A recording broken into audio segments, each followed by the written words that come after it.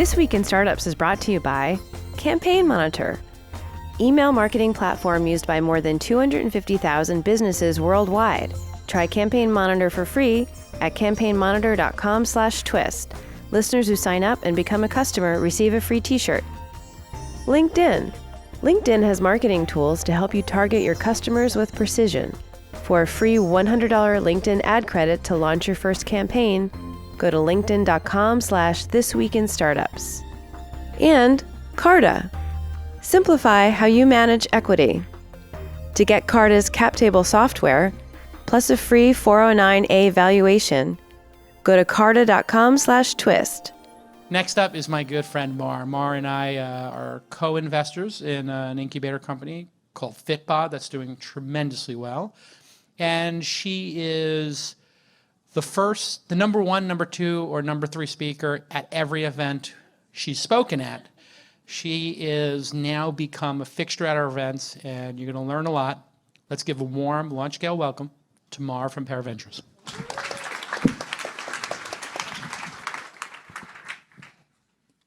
All right, well, thank you. I know I am the last thing between you and lunch, so I'm going to try to keep it short. My name is Mar Hershenson. Oops, I did the wrong. And I'd like to think of myself as the 0 to 1 investor.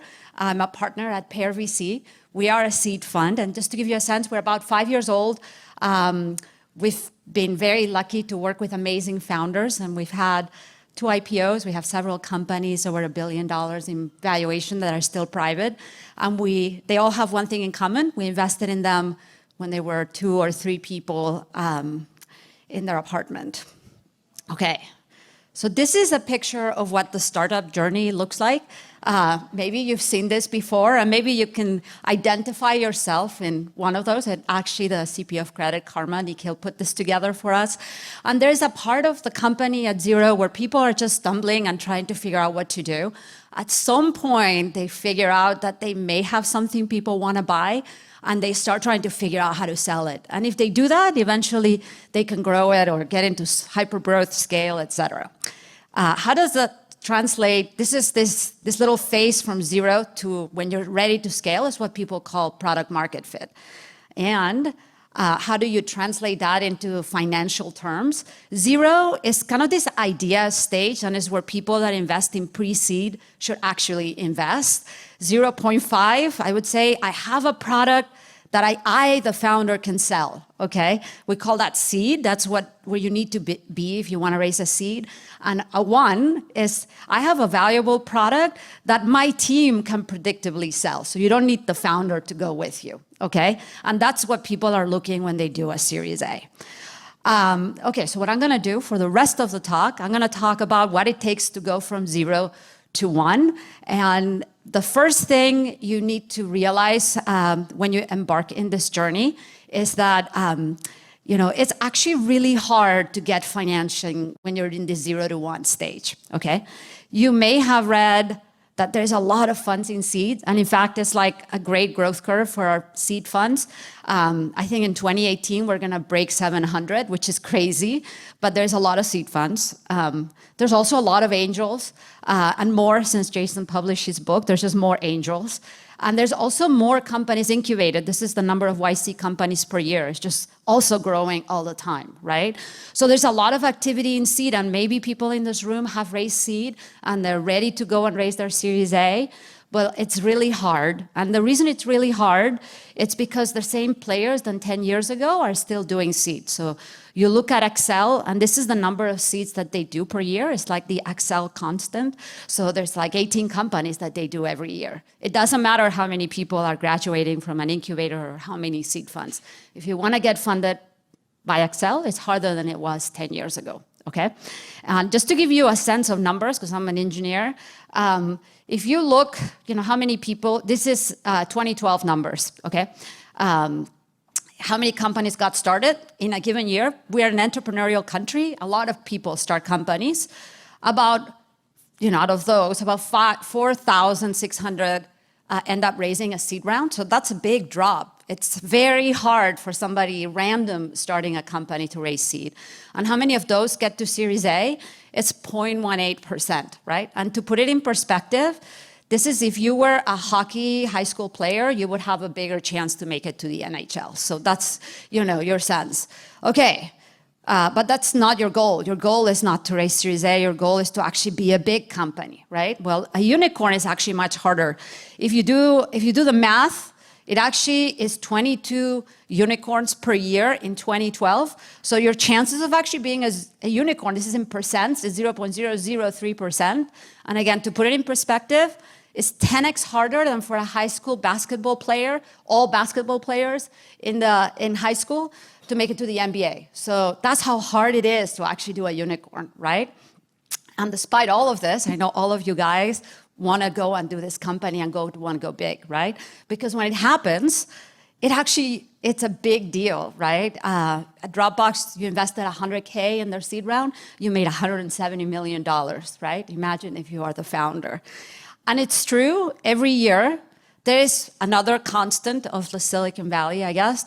There's a constant number of unicorns. There's about 20 to 25 unicorns that get founded in a given year, okay? So your goal is to be one of those companies, and my goal is to find as many of those companies as possible, okay? So I'm gonna tell you, I guess, what I think it takes to get into that bucket. All right, first at zero, so day one, you're kind of drinking and you don't know where you're going and you just know you have to start a company, right? The first thing, and it's super important that you need to do if you're gonna go into this path of venture financing, is you have to figure out if you're a big enough market, right? You may not be a big enough market, and then you shouldn't go and raise all this money because it hurts you, right? What happens with good companies that have raised a lot of money? They don't scale. And when they don't scale, the outputs are not great for the founders. Whereas if they hadn't fundraised, they would be great, okay? All right, so what does it mean to be a big venture company, a big market? All right, let's see. There's a few ways that people try to figure out if they're a big company. One is they try to do bottoms-up analysis, and I'll go through an example. Sometimes people don't know, like, Airbnb or Uber, they're creating a new market. Who knew how big those markets are? And those are typically the biggest companies possible. But there's one thing that is common to all of these big companies is the founder has great ambition. They are not there because they want to make a quick exit or money. They just want to fundamentally change something that they think is broken, or they just really want to make it big. There's just in them, okay? So it comes in the presentation of their company. So I'll tell you what that means, okay? So let's assume a company comes to us and they're pre-seed, maybe they don't have a product yet, doesn't matter, but their name is Bronca Co. and they sell a lead gen software for real estate brokers. And they're like, hey, we're gonna be able to charge people $5 a month. There's about 2 million real estate brokers in the US, so we're gonna hit 120 million in revenue in a given year if we sell to everybody, right? Okay, that's a small company because I know you have to sell to everybody, and then I would need an 8x multiple to get to $1 billion, right? Now, no smart people in this room would come and show me that. They would actually say, oh, I'm gonna charge $50, right?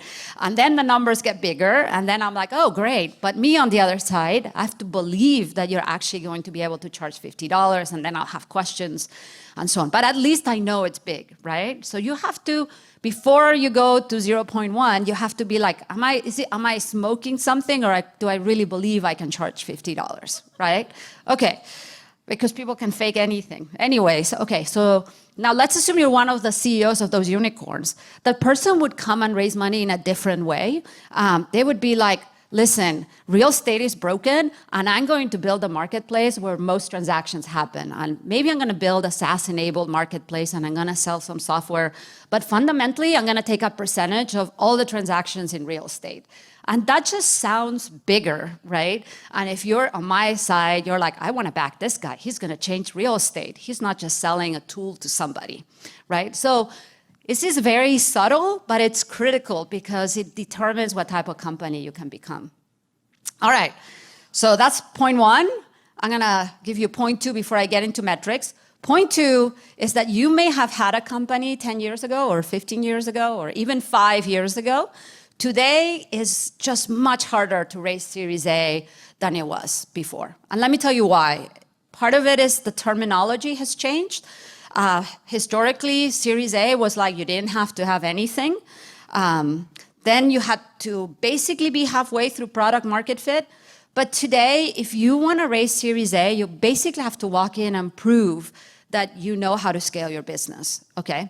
So this little picture that shows kind of where the terminology have evolved is, it just makes us think that Series A is harder. But the concept is the same. You have an idea, you figure out if there's a formula, product market fit, and then you scale, all right? And just to give you some proof of this, I'll be really quick. The valuations of seed companies and of Series A companies have more than doubled in the last couple of years, in the last decade, and they continue to grow. So people are like, oh, there's a bubble. The valuations just went up from 8 to 12 or whatever. Do you think there is a bubble? And yeah, there is a lot of money, but what's going on as well is that the companies that get funded are older. We have older companies getting funded. So somebody who's raising now $3 million is as old as somebody raising Series A 10 years ago. So there's another constant. You realize I like physics, which is the valuation to age ratio of a Series A and a seed company. And it's pretty constant, Basically, we're just funding older, further along companies. So keep that in mind when you're building your company. I am obsessed with email. You know this because I'm probably emailing you now. About the podcast. We have a This Week in Startups podcast list, and we send all of our listeners updates on the podcast. Who's been on the show, maybe a live episode's coming up, live stream is firing off, and we constantly get new people finding out about our podcast. And so we use Campaign Monitor, which is an easy-to-use email marketing platform. And it comes with incredible templates, and it's got a drag and drop editor, which I'm about to show you here, as well as 24/7 customer support and over 250,000 businesses using them all over the world. But it's so quick to set up something called email automation. What is email automation? This is one of the greatest tools you can add to your startup or business's success. And in the example I'm going to show you, we set up an automation. I'll hit play here and I'll sportscast it. And you see us putting in the logo and putting in some spacing, adding images. And we're telling you about all the different episodes on This Week in Startups. We're seeing a preview on an iPhone. And also, we say, hey, if somebody signs up for the list, wait 15 minutes and then send them this best of email with shows that we've done in the past. And then it says wait 3 days and then send them another best of show. In other words, if you sign up for our mailing list and you just found out about This Week in Startups, we can set this drip campaign to give you drip, drip, drip, drip, drip, a couple of emails letting you know about our events, about past episodes. And people love this kind of stuff. It re-engages people. It's not enough to just collect the email. You have to think about the emails you're sending to people. You have to make them look beautiful. You have to have a clear call to action.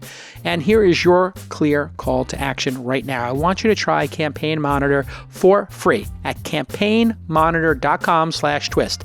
Listeners who sign up and become a customer will receive a free t-shirt. You can really change the course of your business by using campaignmonitor.com. I love the product. My team loves the product. And let me tell you something. Doing this automation used to be something that you had to work with a developer to do. That's why so few companies did it. Now Campaign Monitor has made it quick and easy, and they have a huge library of examples. So go there right now, campaignmonitor.com/twist. Okay, let's get back to this amazing episode. So what does it mean far along? And I'm going to explain that, okay? So let's assume you've raised pre-seed. I'm going to talk now, what does it take to get to 0.5, which for me is a seed round, okay? All right, just so you know, most companies fail here. Most companies don't make it. It's really hard to be changing product very often. Many people argue with their co-founders during this period and they split up because it's hard, right? That's why most people fail in this place. Okay. Let me just skip here. But let me tell you what people do. They have an idea, and I do this all the time. Great people will come with an idea, they iterate, they build something, and then they try to sell it, and it doesn't work. And they kind of have to go back to square one and build again. And maybe sometimes they sell it to their best friend or to their neighbor, and they're like, oh, we have a sale, I'm like, okay, let's do another sale, and it's really hard for the founder to do the second or third sale, so you're not at product market fit yet, right? This process can take you 30 days, and it can take you 3 years. It's just the way it is, and you have to have enough patience to go through it, okay? Let me tell you the test that I make people do. When you basically are not changing your website, your PowerPoint, your app to acquire and retain a new customer, I say you've reached 0.5. So if anybody here has tried to sell to the enterprise, you have a PowerPoint, and you go to your first customer, they poo-poo on it, and you go and you change it, and you go back to the next customer, and then you change it again. When you don't change it, that's when you've made it, okay? So that's a basic kind of rule. All right, so what metrics matter for me when I'm doing a seed, okay? All the metrics that matter is like, do people love your product? Is product amazing? People can't live with this product. So there's nothing to do with how much revenue you have. It's nothing to do with acquisition. It's all about, do people absolutely love this product? So there's different buckets of that, but engagement, I will look at the product and try to use the product, and it has to be 10x better than anything out there, right? It has to be a significantly better experience. And, ideally, you can show me that people are willing to pay for it. Doesn't matter how much, and they're willing. If they don't, still okay. I just care about the love, let's say. This is, I have a few slides on what people look for. This is from Jason Lemkin, who also comes here and talks in many events. He has the metrics of SaaS companies that raise a seed. So companies that raise a seed, happy customers. That's what they want, happy customers and a plan to get somewhere. But you want to see that happy customer. Okay. In a consumer app, it's all about retention. So sometimes companies will come and they'll have 100,000, let's say, monthly active users, and some people will have 10,000. And if the 10,000 monthly actives are being retained at a substantially higher rate than the 100,000, that's a better investment, right? Because at the end, you win when you scale that company. And it's really hard to retain a user. So if you're in the consumer business and you just want to put your app out there and get as many downloads as possible, and you want to buy ads because you want to get more downloads, it doesn't matter unless you're retaining the user. It just doesn't matter. It's like throwing money down the drain. So it's very important to know what is my target retention for me to have a business. And it depends on your economics, but this graph just shows you that the top 10 apps, all of which are huge companies, retain their users at 60% after a year. And the crappy ones, are under 10%. And it's really hard to keep somebody on for that long. Okay, the other thing, Josh Ellman put this together. He talks about superfans. So superfans are people that just are dying for your product. A good example of this was Pinterest. I mean, there's some crazy Pinterest people that just were on it all the time and they were obsessed, right? So we look for not just how are you retaining the average user, but how much are you, the super lovers, how much do they love you, right? Okay. I have an example of one of our portfolio companies, just to give you a sense of what knowing that you're building the right thing means. This is a company called Branch. They do deep linking for mobile phones. The period of the drunken path period was about 15 months. They had raised $50,000, so they didn't have much. It was very scrappy. And they had initially a photo app that was a consumer app, okay? They worked on that for about 6 months. And they just couldn't acquire customers. Their CAC was too high, nobody was sharing, so they decided we're gonna build an SDK because it's hard to print from your phone. They built their SDK, and the day after they launched, they had not printed a single photo. And I remember the founder later telling me that was the worst day of my life when I realized that wasn't working. Anyway, so what they did, which I think was really smart, is that the CEO is very data-driven. So he's like, why are people not printing using my SDK? And it was because it was hard to link from one mobile app to the other. And that's how he said, I'm just going to build that tool. And literally within a month of having that tool up, the phone was ringing off the hook. They didn't even have a salesperson. People just needed this so they could increase the usage of their tool. So that's when you know you're somewhere, okay? But it took a long time, 15 months, $50,000. That sounds awful, right? So the founders make a lot of sacrifices. You know, they live off savings, their office is their apartment. It's incredible what founders can do. Anyways, so my advice for you is, in zero, oops, I have the wrong one. That's okay. So ignore this slide. I don't know why it flipped. But the advice that I have for the 0 to 0.5 people is you have to be fast and listen to the data, not listen to the fake signals, right? So listen to the real thing that matters, which is, do people love your product? Okay, let's go to the next one with this 0.5 to 1. So how do I get to a Series A? I'm gonna try to go faster. I see the clock here. The next big group of companies, they fail right there after, they can't figure out how to scale their business. They may be able to get customers, but they're losing money every time they get a customer, okay? All right, so what is the 0.5 to 1 journey means? Let's assume you come out of seed, you raise money from me, and you have two customers, and the founder has done all the sales. He has to go or she has to go and build a sales team, a marketing channel, and he has to prove that first, one person that is not the founder can sell your product, and second, that you can optimize that and scale that, right? And once you're there, you can go off and ask for $20 million. Easy, easy.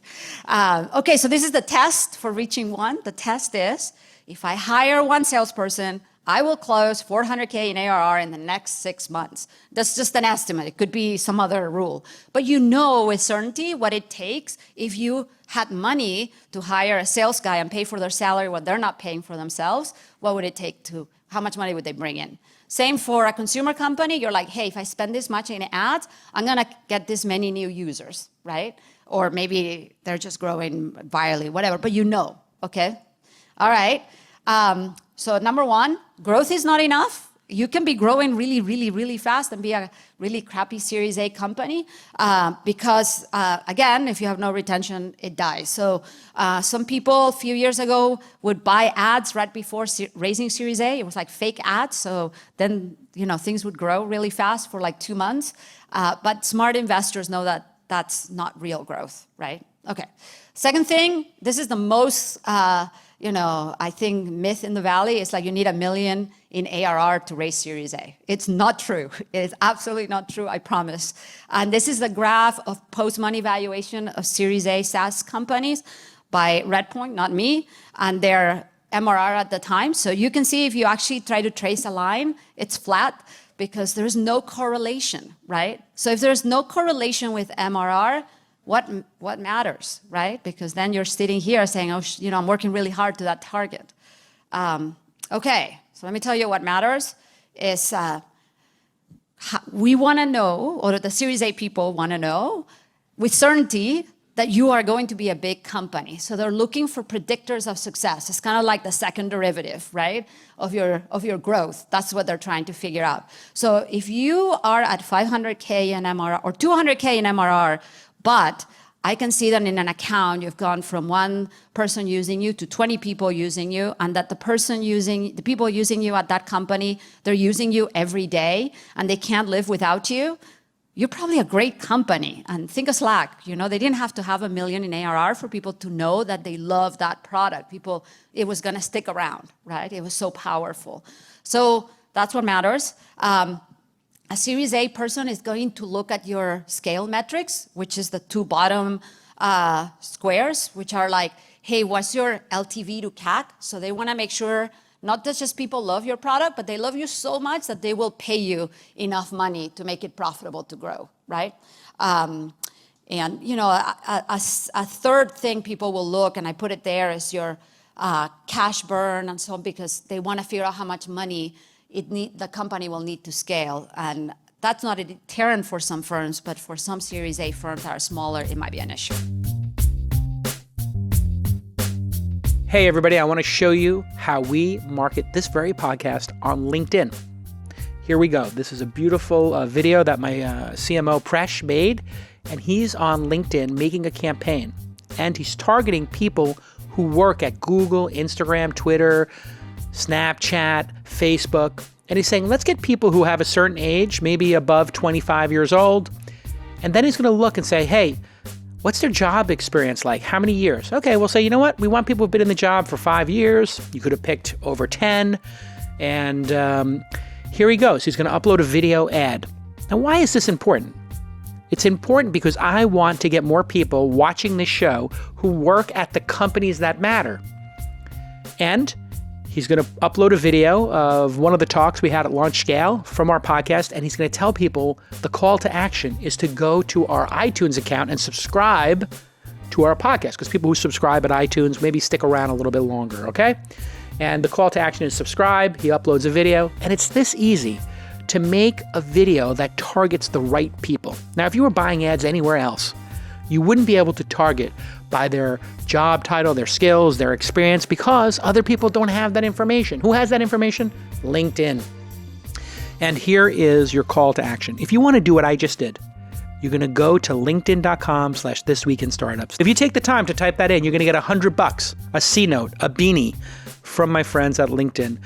It is a great place to do marketing because you're going to get high quality leads, incredibly targeted website traffic, and higher brand awareness. And that's what I'm going for. JCal, your boy, is doing this himself.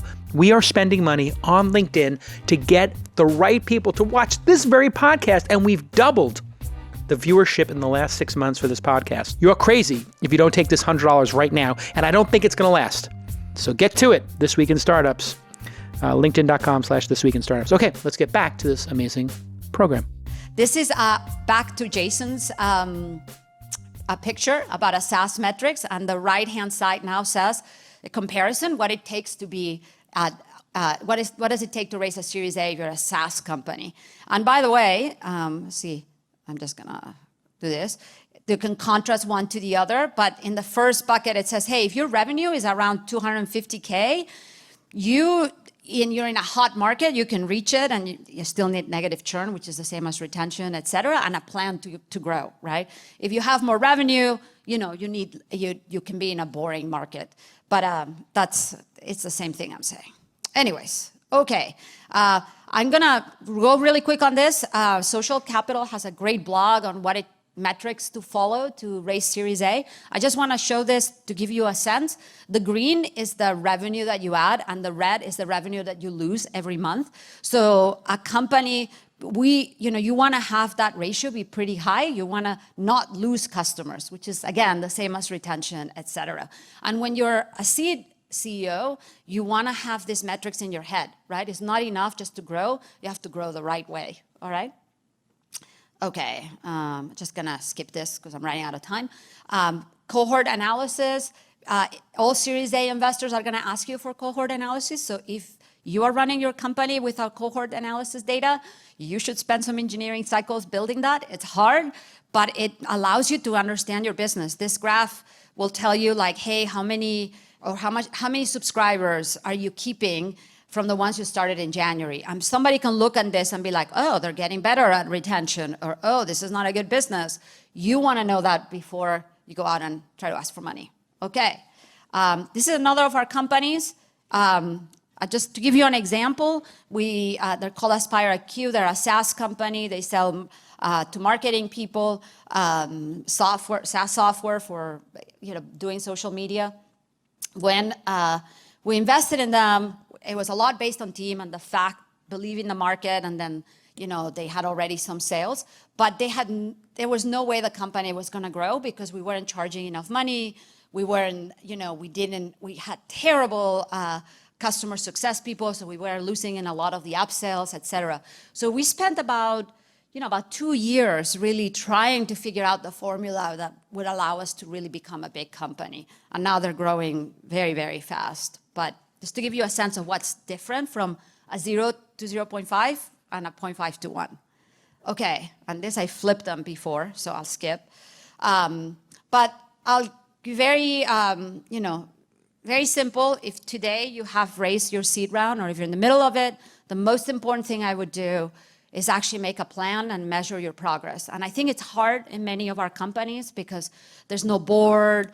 Maybe you send investor updates, but it's hard for a CEO to say, I'm going to have a plan, I'm going to see how I'm doing, I'm going to measure myself, and I'm going to make action depending on how I'm doing. So this is how you would do it. I make all my companies do this, and it seems really easy because, hey, there's only 16 squares, I can do it. It's actually really hard. So you say, let's assume, where do I want to be in 4 quarters? I want to have $1 million in revenue, and I want to have 6 months left of cash, right?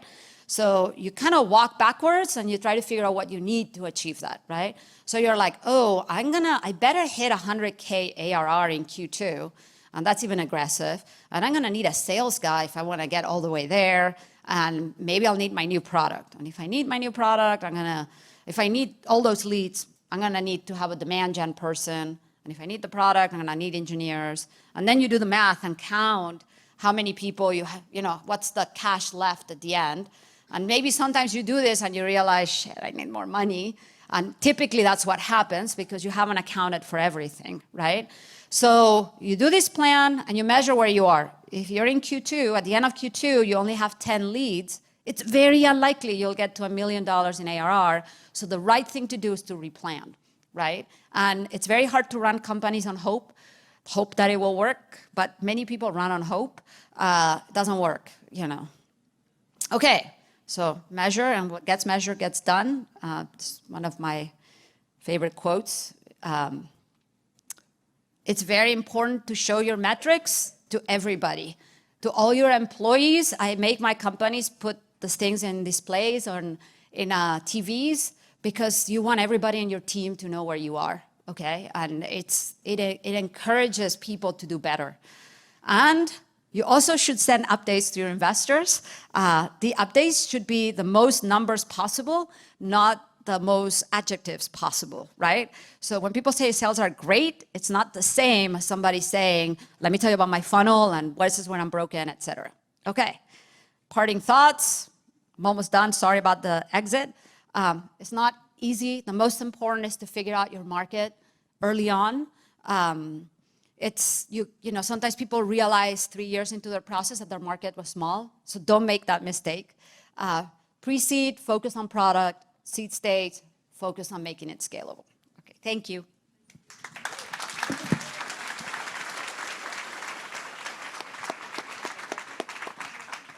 Okay, we'll take one question. We have time. Microphone? Check, check. Okay, we have time for one question. Hi, my name is Hassan Tarek. I'm running a venture capital research platform. And how can I grow? It's a B2B SaaS company, and we have a newsletter also. I don't want to name the company, please. So, go ahead. Sorry, what's your question? How can I scale my B2B SaaS company? It's a venture capital research platform. Well, I would ask you, how much are you selling your software for? It's free now. Oh. Yeah. So then you have an ultimate plan to make money? We do. What is it? We are going to charge as less as we can because our competitors are charging too much money, and a startup co-founder cannot afford that if they want to get to the right VC. Mar, it's just a put on. We were joking. He's an actor. I'm fucking with you. It's a real question.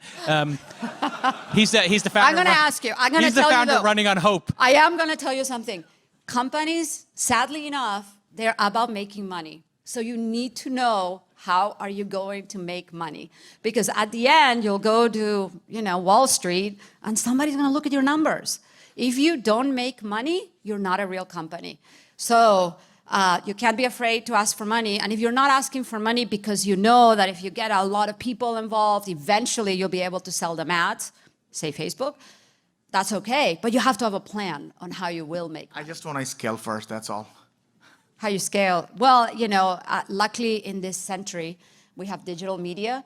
So it's been very easy to scale if you have the right product. So I would have to look at your numbers, but I would do small tests, look at the product, see where you're losing users, see where you're not getting people to invite other people, and then you spend more money on the scaling. That's what I would do. Thank you, both of you. Thanks. Okay. Yeah. Can I do just one really quick question? Just one. Hi, my name's Helly. My name's Helly. You didn't even wait for the response. But I just go for it. I like the So, boldness, it. so I I'll like it. allow it. my question, I've been wanting to ask this question to a couple different of the speakers up here because it just hasn't been talked about. Women founders get 2% of VC money. Latinas like me get 0.1%. How are a lot of these tips and things that we're given and talking about how bootstrapping, you have to use all your savings. If you come from a lower income background where a lot of minorities have those backgrounds, how do you recommend we navigate this world when there is clear discrimination? And then on top of that, what is your firm doing to get ahead of that? All right. Well, you're asking the right person. Yeah. Not only I'm a woman, I hope that's obvious, but I'm also Latina, so that's, that's great. me. My actual name is Maria del Mar, so that's a big name, so I had to Americanize it. Anyways, yeah, it is. So there's several questions in your question, right? One of them is, what do you do? And this applies whether you're female or male or anything. What do you do if you don't have any savings or if you have a family, right? The first thing is you have to live, right? So you have to eat, and if you have kids, you have to put food on the table. So the advice that I have in those situations is companies don't happen with a single person. They typically happen with a founding team. So I say you have to be generous, right? So if you have nothing to offer, you have no cash to offer to somebody, you have to network with other people, your friends, typically people you've worked with. Be like, I have this idea, will you work with me? I'm gonna give you a big chunk of my company. So I think being generous is the biggest advice that I have to people that can't afford to take 6 months off or 3 months off, okay? I think for women, it's tougher out there. There is no doubt that it's tougher. Everybody's biased. I mean, it was harder for me to raise a fund than it is if I'm a guy wearing a jacket, like that guy there. It's just tougher, right? So I've always had to work harder.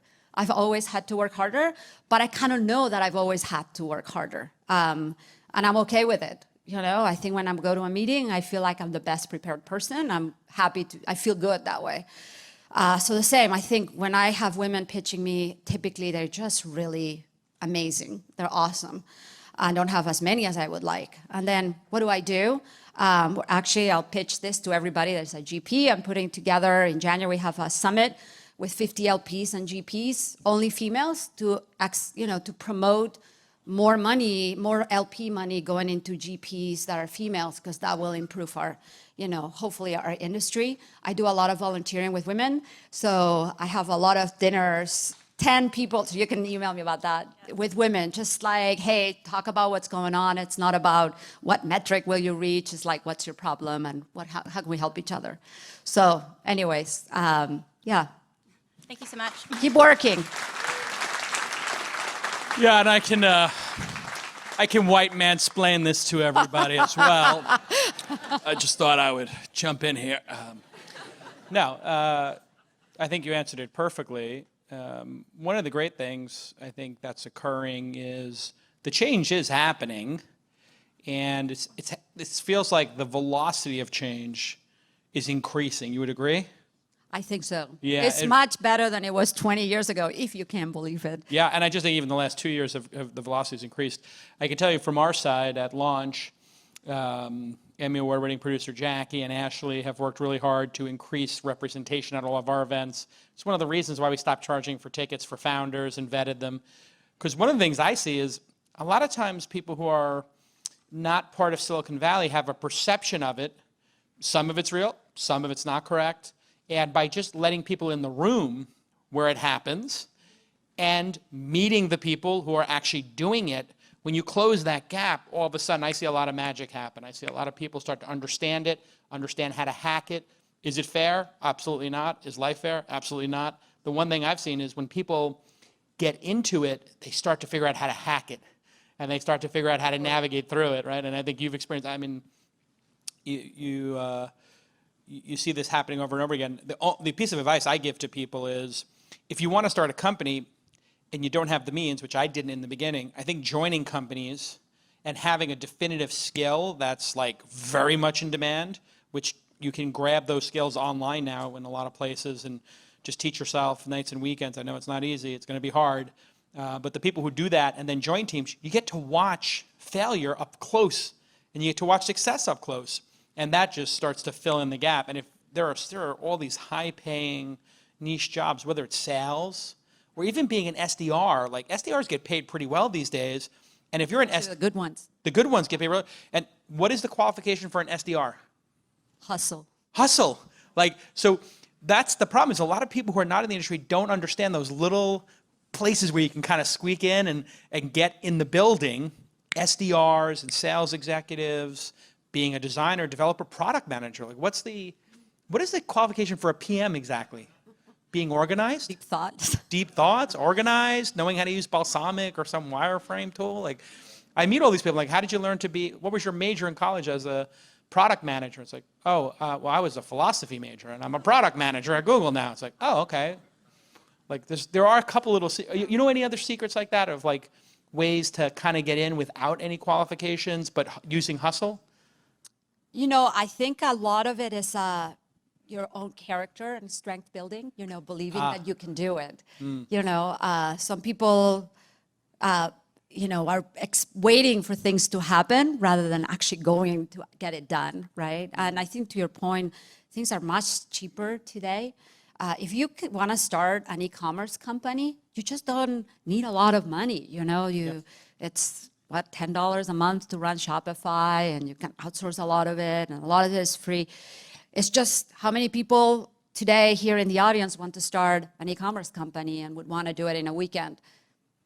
You know, it just takes that willingness to wanting to do it, right? So, anyways, and it's So you're hard. speaking to motivation. Yeah, absolutely. Yeah, drive. Yeah.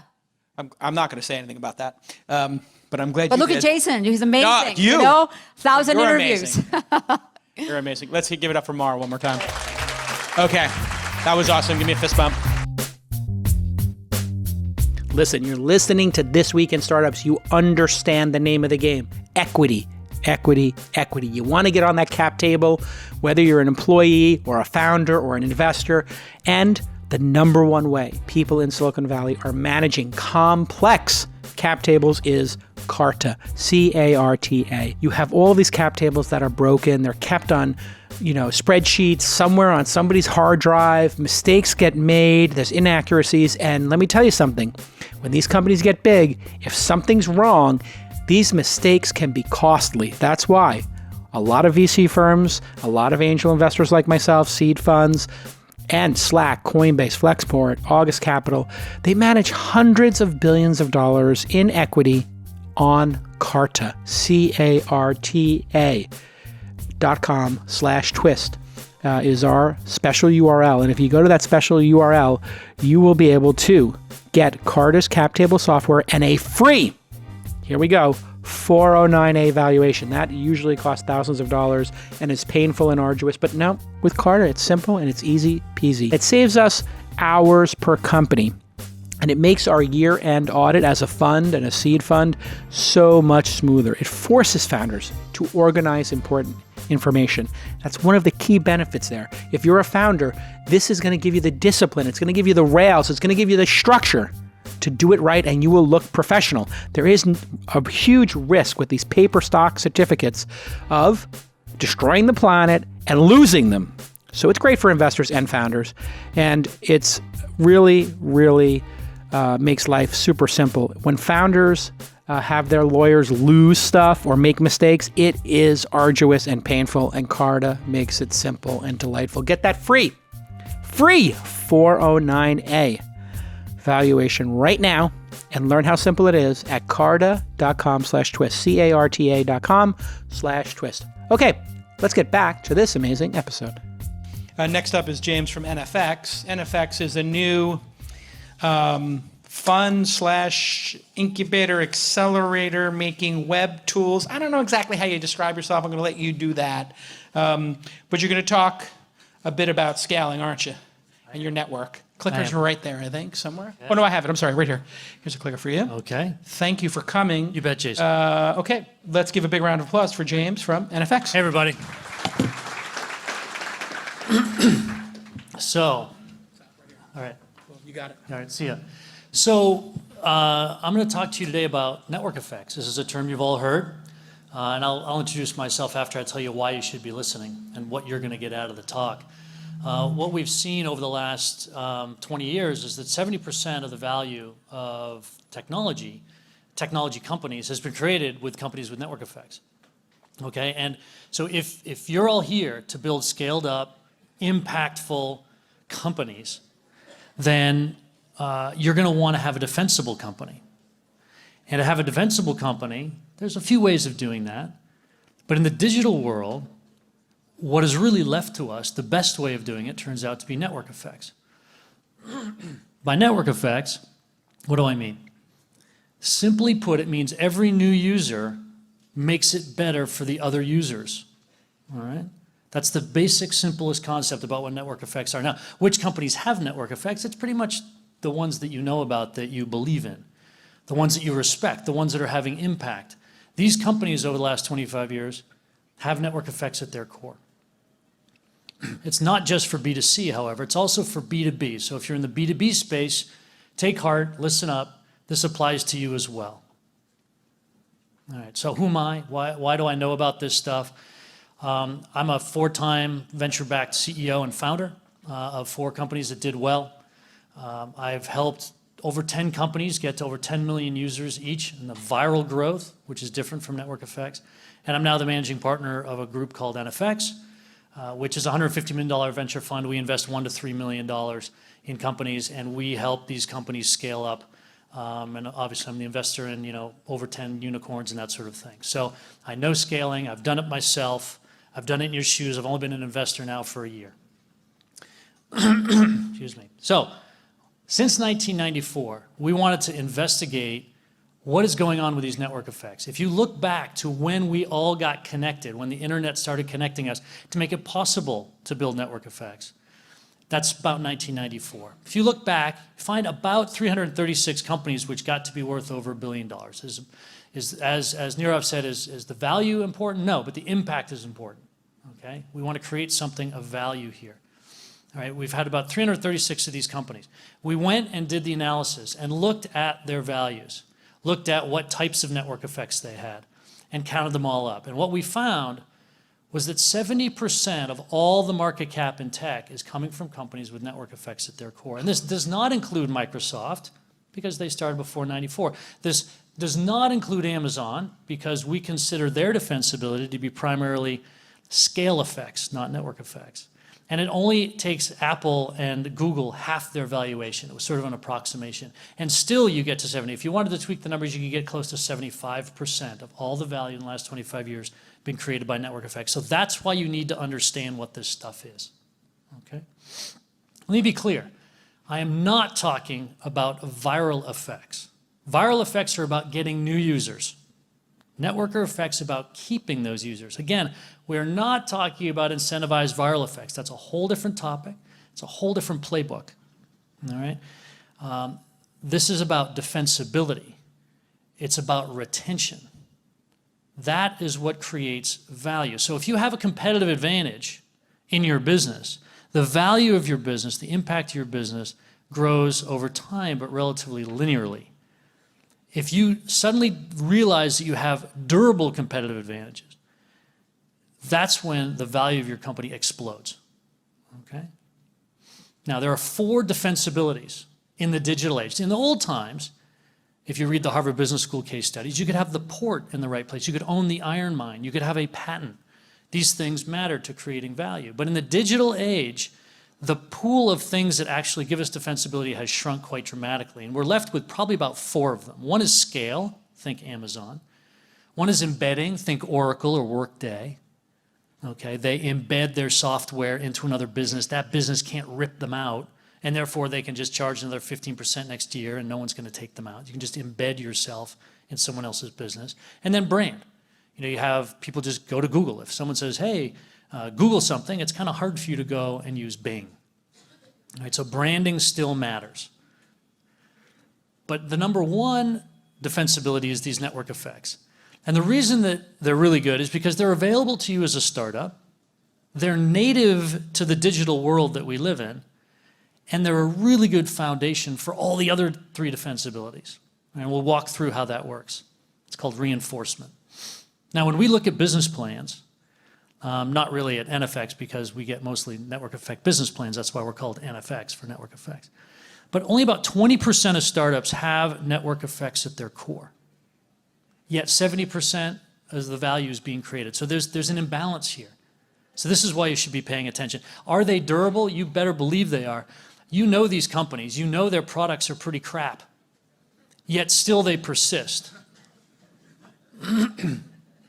You know, in 1994, I was acquired by Monster, and we had a really good team. We had really good technology. And these guys were doing $1 billion in revenue. And they were horribly run. Horribly run. And I was like, how is that possible? I realized, oh, it's this network effect. They've just locked it in. All right? They went through bankruptcy. They're still doing about $700 million in revenue. You just can't kill them. Look at Craigslist. They haven't changed their interface since 2002. Can't kill them. So are these things durable? You bet. Now, a bunch of you are really smart and say, well, I know some companies with network effects that failed. Yeah, but these were very unusual situations. Catastrophic product failures. They didn't have real names in them. And Facebook was amazing. What an amazing company, right? Really good competitors. So I get it. There are a few that have unraveled, but very few. So let's talk about you. Let's talk about you and how you bring network effects into your business, all right? So we believe that every type of business will have network effects. I don't care if it's Tesla's batteries at your home, which should network with each other. I don't care if it's rocket ships. Every business is going to use some sort of network effect to give itself a competitive advantage in the future. B2B, big companies, small companies. How do you build a core network effect into your business? Ask yourself the question, how does user number 2 make it better for user number 1? Okay, and then how does user number 1,000 make it better for user number 1? Right? If you can answer that question, then you're building a core network effect. Let me give you some examples of network effects, because there's actually 13 types, and I'll walk you through that. So let's use an example like a WhatsApp or a Facebook or a telephone. The first person to get a WhatsApp app, it's useless.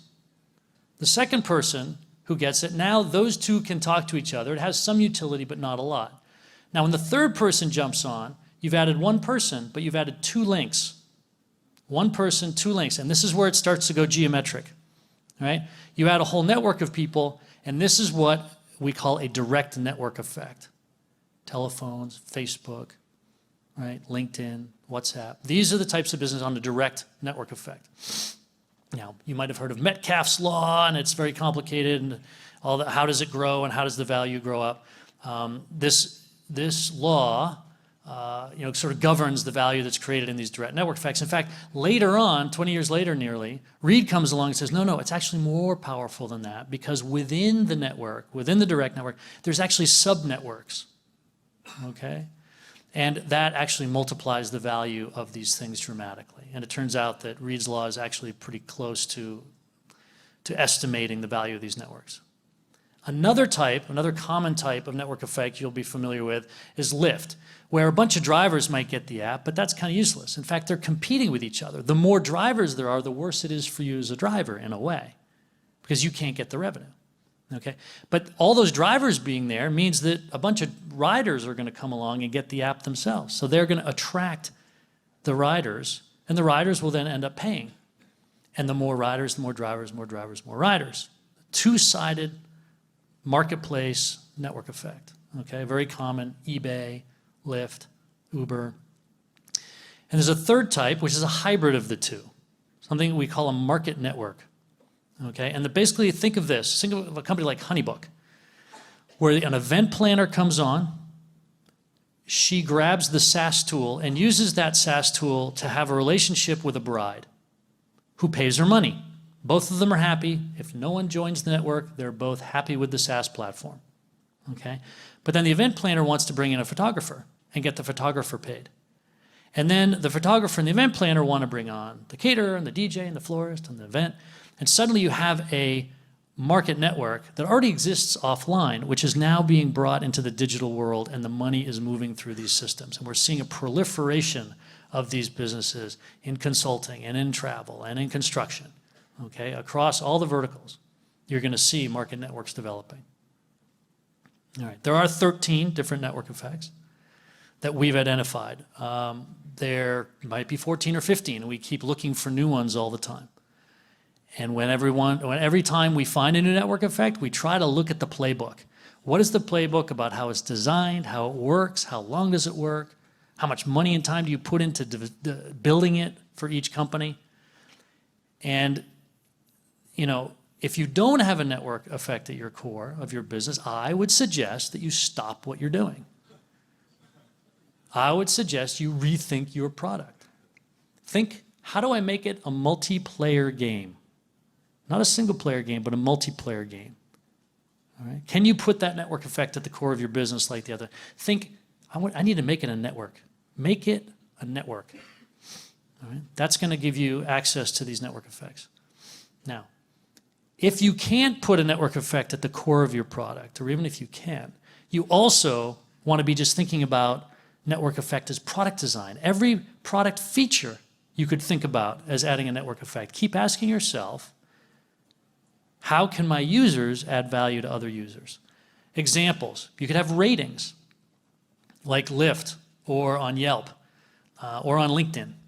You'll have ratings that help people understand the other folks in the network and get more value out of the network, or informing them. So in DocuSign, if you have 5 people who need to sign something, they can send you a notification saying 2 out of the 5 people have signed so far. And you're like, oh, I better follow up with people. Someone taking action on the other side of the network can add value to your business, okay? Same thing with Twitter. So-and-so has been tweeting about something even though you're not following them, but all your friends are, so let me inform you about that, okay? Another thing that you can do is figure out how to tell people they're smart, they're cool, they're loved, they're noticed. Even in the B2B space, people want to be noticed. They want to be heard and understood, all right? So think some of these things through in your product design. Now, when you're using these 13 network effects to design your business, some people think, well, which one network effect am I going to get? And my answer, it's not just coloring with one color blue. It's actually coloring with as many of the colors as you can, as many of the 13 as you can, because each one adds defensibility to your business. Defensibility means impact, longevity, value. And what we call this reinforcement. All right, and I'm going to walk you through how that works. So this is a map. This is what we call the network effects map. We've mapped out the 13 plus the other 3 defensibilities, brand, embedding, and scale. The blue ones in the middle are stronger than the ones on the outside. They're stronger, they're more durable, more lasting. And they get weaker as they go out. And the blue ones are direct network effects. The red ones are two-sided network effects. And we have data network effects. And I'll walk through each of them with you. So the first one at the center is what we call a physical direct network effect. Think of the telephone. There was an actual phone in the house. AT&T owned it. They owned your revenue. And in 1908, the CEO of AT&T in the annual report said, you might want to invest in our stock, because what we've noticed is that once we go into a town and get 10 or 15 people on this telephone network, it's really hard for anyone to compete with us, because no one wants to join the network with only 6 people on it. It's not as valuable. And sure enough, it ends up being a natural monopoly. Comcast is also in this business, where they actually own the cables that go into your house. That's why they can afford to be such crappy service. I mean, I think they're the most hated company in America. And that's because they have a direct network effect and you can't kick them out. All right? The next most powerful network effect is what we call protocol.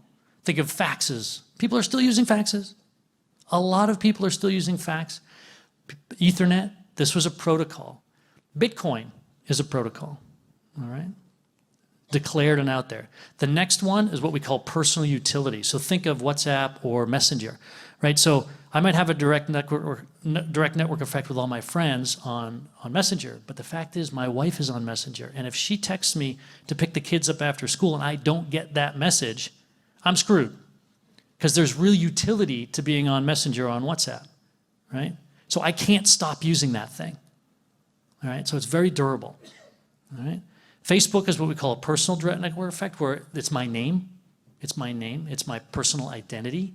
And you see a lot of the biggest, most valuable businesses in this space, like LinkedIn and Facebook, turns out they were the first ones to to real names. It's no coincidence that the first social networks to real names are still the largest, most valuable social networks out there. All right? It's personal direct network effect. And then we talked about the market networks, like a Honeybook or an AngelList. Then you get into a two-sided marketplace network effect, like an eBay or a Craigslist or a Monster. Then you get into what we call a two-sided platform network effect, which is where people are building businesses and embedding their software into your software. Something like F8, the platform that Facebook did back in 2008, 2009, iOS, Microsoft OS. Durable, powerful. That's a platform because people are building stuff on it. It's not like eBay where you just list it. It's actually building stuff into it. It's a whole different playbook. So we've separated those two network effects. The next one, again, getting weaker as we go out. Asymptotic two-sided marketplace network effect. And with this one, that's basically that if you have more cars on Uber, if Uber has enough cars in San Francisco so that they can pick you up in 4 minutes, if they get more cars so they can pick you up in 3.5 minutes, like how much, you still have to pee, you still have to get your jacket, you still have to hug the person goodbye. Like it doesn't help that much. Okay, so it asymptotes. The value of the marketplace asymptotes. It's actually a relatively weak network effect. Then we get into data, like Waze. The more people using data, and that data is always being updated in real time. Right? You want that data. What's the fastest route? Okay, that's a data network effect. Then there's a tech performance network effect. Pretty rare, but things like BitTorrent. Okay, the more BitTorrent installs near your house, the faster you'll be able to download stuff. The tech performance improves the more people are on the network. There's a new company called Tectonic, which is doing something like that for the crypto space. Pretty interesting. And then we get to what we call the psychological or social network effects. The first one being bandwagon, like everyone wants to be on Slack. It's so cool to be on Slack. I'm not going to be on the HipChat thing. It's not cool. Like Apple, every year they get us back on the bandwagon. They run the formula and we all fall for it every year, right? You don't want to be left out, right? In Silicon Valley, you do a presentation to a VC with an IBM, everyone's like, who are you? Welcome to this country, right? You can't be left out. You got to have the Apple product. This is the bandwagon. There's a network effect. There's a social impact to me not having Apple, right? That's bandwagon effect, being left out of the crowd. Then there's a belief network effect. Like, why does Bitcoin have any value? Because we believe it has value. And the more people that believe it has value, the more value it has. Period. It's a network effect. That's where it's coming from. But it's weak. It can implode, right? And then language. Google something. Grab an Uber, right? Like I said before, it's hard to Bing something if someone asks you to Google it. It's just weird. There's a social relationship you have with other people that cause you to continue to use a product that makes your product defensible, all right? So these are the 13 that we've laid out so far. Let's give you a couple examples. We're almost done. Okay, and then we'll go to questions. We have a couple examples. So with Uber, they went out and they thought they had a two-sided marketplace. Turns out they don't. Turns out that they actually have an asymptotic marketplace. Because the strength of that network effect doesn't increase forever, which is why Lyft can compete. All right? Once they realized they had this, they then just said, well, let's just raise as much money and get as big as we possibly can, and let's scale this damn thing up so everybody knows where we are, and we just kind of scare everybody out of the market by raising much more. And then let's stay in the press for anything, bad or good. Let's just be in the press all the time. Because then everyone will be talking about Uber, and then maybe we can then cut a deal with Google Maps, and we can cut a deal with Facebook Messenger, and when someone clicks the ride-hailing app icon on Maps, there's only going to be 2 or 3 companies in there. We better be one of them. So we'll embed our service into other people's software so that we'll always be available whenever you come to something. And then maybe we can get people saying, let's grab an Uber. Let's keep using that language. Let's keep promoting that language, because then we'll become a thing. That'll provide us some social defensibility. Now they're trying to get into what I think is a stronger network effect around commuting, right? The Uber commute thing. If they could actually get people near your home to drop you near your work, it's going to be a pretty strong defensible position. That's a real direct network effect. So I think they're smart to do that. So Uber's been very smart about realizing that their initial defensibility was pretty weak and using other forms of defensibility to try to reinforce it. Okay, and now like other companies are looking into the blue, into the deeper and the stronger network effect types. Let's use Facebook as an example, right? So Zuck wakes up one day, having grabbed real names at colleges, sort of by accident, and realizes he has a pretty strong personal direct network effect. He's pretty pleased with that, and that goes on for a while. He then scales the thing up, leaves colleges, gets outside of colleges, gets on the cover of the Wall Street Journal, right? Suddenly he's building the brand, everyone's talking about it. He then does something really brilliant, which is use your Facebook ID to log into this website. Now distributed on millions of websites around the world. They are embedded in the ecosystem of the entire internet. All right? Very smart embed strategy. Then they saw WhatsApp, and Zuck said, ooh, that's better than the network effect I have. I will buy them at any cost. How about 8 billion guys? And they said, no. How about 13 billion guys? No. What's it going to take? Call it 19 billion. Zuck said, done. Done. Because I do not want somebody getting past me with a better network effect. Buys the thing for 19, ends up being worth about 21 when the stock price change is included. He would have paid anything for that, for WhatsApp, and smartly so. Realizing what WhatsApp had, he said, hey, we could take Messenger and we could make it sort of the US version of WhatsApp. Let's hire the very best people in the world to do that. Right? So he hires NFX partner Stan Chudnovsky and David Marcus, pays them whatever they want to try to build up Messenger. And now Messenger's got 1.4 billion users. And that was actually a second personal utility direct network effect. Now they're adding classifieds to compete with Craigslist, 600 million transactions in the last 18 months. It's finally working. They've tried Craigslist 4 times, and it seems to be working this time on the marketplace side. In 2009, they tried the platform network effect. Right? We all build apps, all those games and fart apps and kissing apps, and they were trying to find out if there was going to be something lasting that would sit on top of their system. There really wasn't. And what was good, they embedded into the operating system, sort of shut down that thing. But it was a great experiment. It lasted for 6 years, increased their visibility, and all sorts of other direct network effects that they were looking for. And then again, as I mentioned, they went after Messenger. So very smart navigation, Facebook, in terms of establishing their defensibility. And they just keep adding them. Now they've got the data network effect because they can target better and the ads get more valuable, et cetera, et cetera. So my point to you guys with these examples, the map, the 70%, whoever gets to the network effect first wins. Check out your business. Think how you might embed network effects into not only the core of the business, but each and every feature that you're building, and you'll end up building more durable, more impacting businesses in the world. So that's that. Questions? Hang on one second. Yeah. Thank you, James. Pauses. Questions at the mic. Line up at the mic here, please. Sorry. We have time for a couple questions. Do you want to line up over here? All right. Because you're in the middle, I'm going to give you a special dispensation and give you the mic. Thank you. That was a great presentation. My question is, why, you might have answered this, maybe I didn't catch it, why did you exclude Amazon from your 70% market cap? We see Amazon mostly as a scale network effect, and the way scale works is the more I sell, the cheaper I buy, the cheaper I can sell, the cheaper I buy. And that's been economies of scale, which has dominated the Industrial Revolution for the last 180 years. It's a great playbook.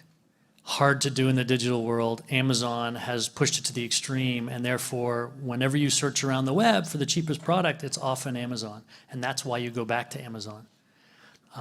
And so it's mostly a scale effect where they have more, they can deliver it to you faster. You don't care that other people are using Amazon. All you care is that it's a single player game. I get the cheapest price and it gets delivered to me the fastest, right? What's that? That's a great point. That's a great point. So the ratings are a network effect, but it's an asymptotic network effect because after 20 ratings, you don't really care. Where they really have a direct a two-sided marketplace network effect is that 50% of their transactions are now coming from Amazon Marketplace, coming from, it's like eBay. There's hundreds of thousands of sellers out there that are now using Amazon to sell to us, and that's super durable. We could have used part of that in our calculations, but I'm trying to do the calculations so that no one in the audience can say, hey, you're overestimating it. So I'm purposely trying to underestimate it so that you all go, oh, okay, he's not fibbing, like I should pay attention to this. Yeah. Sorry, two more quick ones. Yep. Sorry, Alton, go ahead. Is the Q&A mic on? Can we turn that on? Or I could just give this to you, Harry. Hello? Yeah, I guess it's not turning on. Thank you. So wouldn't, that's loud. Wouldn't all, once a market reaches saturation, wouldn't it reach an asymptote as well? So for any of the network effects, and how do you differentiate that logically? Yeah, that's a great point, which is that Facebook is reaching an asymptoting situation because they're getting everyone on the planet. They're reaching the limit of the Earth. And so that all that means is that it's still going to be really hard for people to compete with them. They will be able to take a greater and greater percentage of the market that they're in. And if the market itself tops out, then they do need to go look for new markets. You're absolutely right. The question is, can someone compete with them? And it's really hard, particularly when you have everyone on the Earth doing it. And they just need to fix their algorithm so that it's a better service and doesn't get too polluted. And it's kind of currently getting polluted. And they're struggling with that, but they can fix that. That's not that big of a problem. So you're right. It asymptotes once you reach the limit of the Earth. But I think that's the point. They've made a very impactful company. And if you guys could do that and reach the limit of the Earth, please give me a call. Yeah. James, great presentation. Could you provide an example of a company that had to come up with network effects creatively, that they did not really have a network effect at the very beginning, and then when they started to dig in and creatively came up with something? So from hard to simple versus with Facebook and AOL and all that was simple to... Yeah, that's a great question. There are a bunch of examples. One I'll give you really quickly is Salesforce. So Salesforce starts out with the embedding strategy. Buy our software, embed it into your network. You're not going to rip it out. Just keep paying us. And that's great. And they got to about an $18, $20 billion market cap doing that. Then they launched Force, which is a two-sided platform network effect where people are building apps on top so that they can geometrically grow their offerings and then take a piece of all the revenue on that. Apple would be the same thing. Apple started out building hardware. They didn't really open up their operating system. Right? They stayed 3 or 4% of the market while IBM opened up their operating system, created the two-sided platform, right? Then with iOS, they opened up. And then their market cap went from 42 billion to $1 trillion.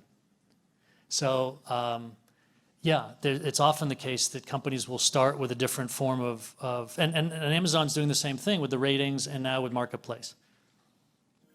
Thank you so much, James.